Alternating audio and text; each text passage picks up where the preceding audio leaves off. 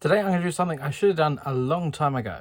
And that is put my minifigures from these containers into this really cool display case that I bought, which has been sitting on my desk for months now, and I just never got around to it. As you can see, I piled it away at the back and thinking, oh yeah, I'll get to that one day. I mean, I did put a couple of minifigures in there, but I've got a whole bunch of Star Wars minifigures and some other ones as well that I want to put in this really cool display case.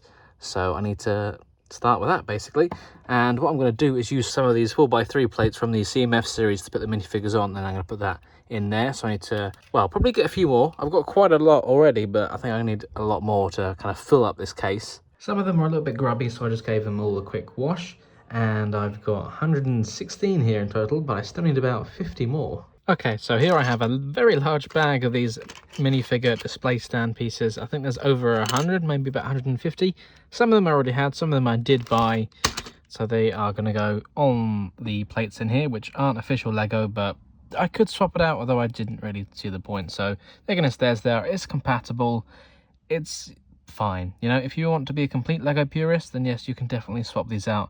I think they're, what, 6x16? I just counted, they're 6x14. So yeah, it's a plate that Lego does do.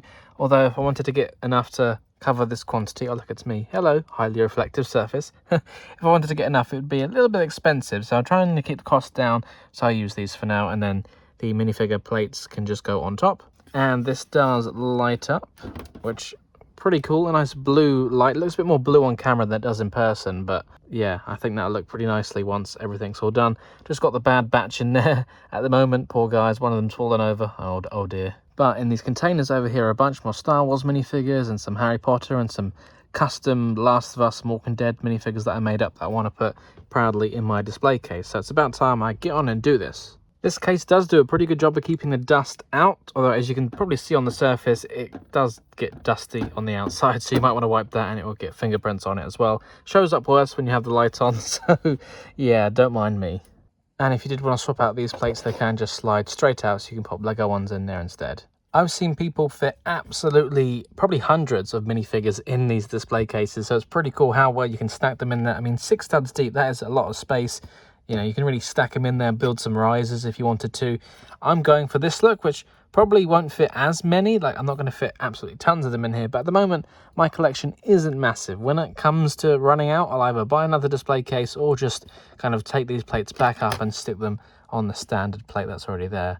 And the reason why I'm not going edge to edge is because, as you can see, there is a slight lip where it slides in there and the plate wouldn't fit. But it kind of works out perfectly, really. So that's all right.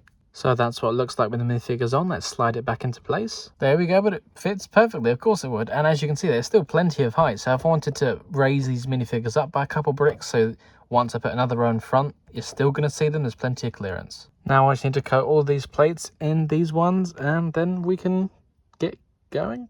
Now cut back to me in a few moments where I've spent some time covering all of these plates in these Lego ones here. Oh wait, I forgot that I was building in the second, well, the row behind is slightly higher using 2x3 bricks, so I need to go back and put them in.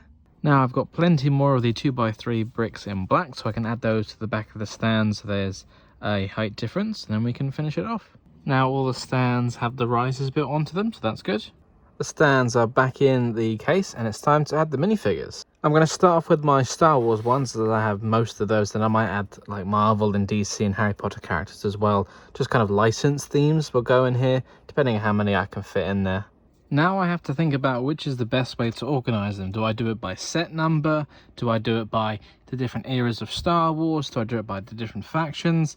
I don't know, because I'm not a huge Star Wars fan, but I just like how they look in Lego form. That's kind of why I buy it, really. Yeah, so I'll organise what I've got and then we'll go from there. I've grouped the minifigures together in a way that makes sense to me. So we got some Jedi over here, some Snowtroopers, we got Stormtroopers here, different variations of them, a bunch of Mandalorian characters, then we got some Sith and bad guys, a few Dark Troopers, some TIE pilots and Scout Troopers, some miscellaneous ones, some good guys, rebels and other allies, a bunch of droids, a bad batch up there as well. Then we got Ahsoka's 332nd, got the Shock Troopers, I can't remember the purple ones, what they are. Then we got a bunch of just regular Phase 2 clones, Phase 1 clones and some different variations, and then a bunch of 501st. And then just a few random accessories thrown in. I've just spent a little while just making sure all the figures are as complete as they should be, according to like Bricklink and things, just making sure everything's good, and sorting through some ones that I just don't want anymore. So there's some duplicates and some ones that I can just sell or something. And then these are some pretty old ones that are like missing pieces and things. So I was just putting together a Bricklink wanted list to see how much it costs to put them back to at least complete. It's because they're quite old, it's going to be a little bit more pricey, so I'm weighing up whether it's worth it or not. But I definitely have a lot of clones, especially the 501st. Everything's all organised now, and I've grouped them in a way that makes sense to me. I'm sure it might anger some people in the comments section who'll be like, oh no, these characters go together, and oh, you shouldn't put them next to each other. But, you know, this is my minifigure collection. Like I said, I'm not a die-hard, hardcore Star Wars fan, just more of a casual viewer who enjoys the Lego minifigures. And this is the kind of arrangement that I'm going for. But trouble is, you group it all together, but since there's always going to be new sets, in fact, I've got a couple of sets that I haven't even built yet. For example, this set here, you know, that's got minifigures in it. I need to make sure I've got space for, well, adding more minifigures in. I might have to rearrange things and all that. So this is what I'm working with for now. I'll be honest, this took a lot longer than I expected it to. I thought about doing a time lapse showing me as I put them in, but then, yeah, given how long it took, that probably wasn't the best thing to do. So here it is. It's pretty much completely full, which I also didn't expect either.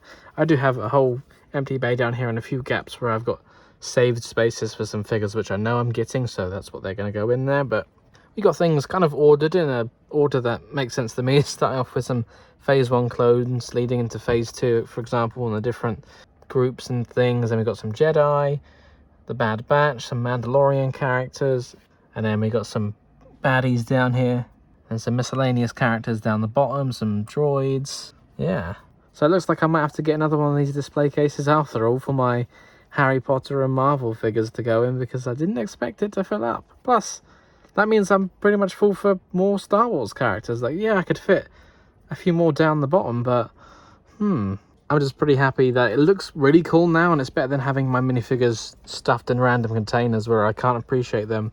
Looking through back at some of them, so, oh yeah, these are pretty cool. And it's nice I can just turn the light on the display case as well. Yeah, it does look a bit more blue on camera than it does in person, but it really kind of, you know, the light reflecting off some of the helmets and things and making the lightsabers look like they're glowing a bit more. It does look pretty cool. Another thing I've done is I put my Wolverine claws and dog tag proudly on display here. Most of these sets have been on display for a long time, but I still really like them. Trouble is, only 2 shelves. They get quite full up quite fast. So yeah, that's the weird thing about having this whole studio space, is that these are the only 2 areas I've got for display. I guess, I mean, I could take that picture down and put another long shelf up, which I might have to do, to be honest with you. As cool as that looks, you know, for the whole room, I need more display space, really. Thank you very much for watching. If you enjoyed this video, don't forget to check out the other videos on this channel or on one of my other channels as well. And of course, don't forget to like, comment, subscribe and share with your friends.